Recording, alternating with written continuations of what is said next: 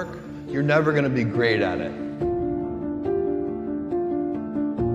If you can get your work life to be where you enjoy half of it, that is amazing, because very few people ever achieve that. Because the truth is, everything comes with overhead. That's reality. Everything comes with pieces that you don't like.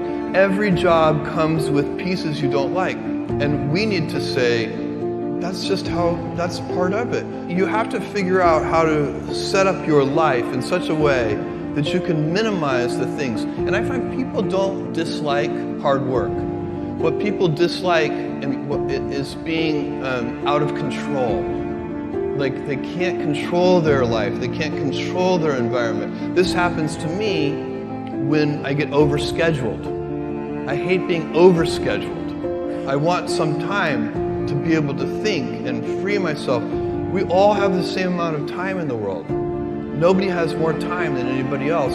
And when you become a very successful person, one of the things, you start to get overscheduled. If you don't love your work, you're never going to be great at it. The other thing I would suggest to any young person, even before they start their career, is to really think about their choices. Because I find young people, and when I was young, I made this mistake too. You can get very fixed on your gifts. So everybody has gifts. You know, you have gifts and you have things that you didn't get gifted. Maybe you're extremely beautiful. Maybe you're extremely good at mathematics. There are a lot of things that you can be given. But those things can confuse you because they're not the things that construct your life. It's your choices that construct your life, not your gifts. You can celebrate your gifts. Be proud of them. Be happy of them. Actually, don't be proud of them. Be celebratory of them, but you can't be proud because they're gifts. They were given to you. You didn't earn them. You can only be proud of the things you earn. And so, as I got older, I started to realize I wasn't proud of my gifts. I was always good at school. School was always easy for me, and I was always proud that I was a great student. I got A's in all my classes.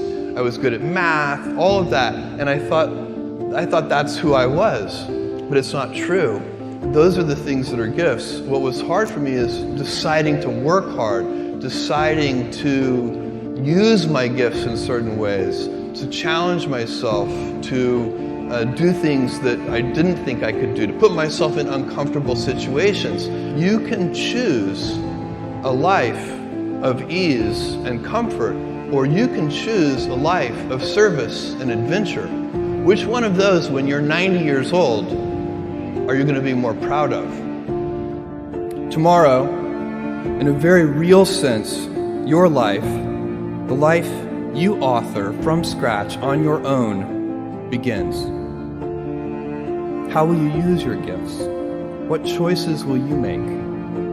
Will inertia be your guide, or will you follow your passions?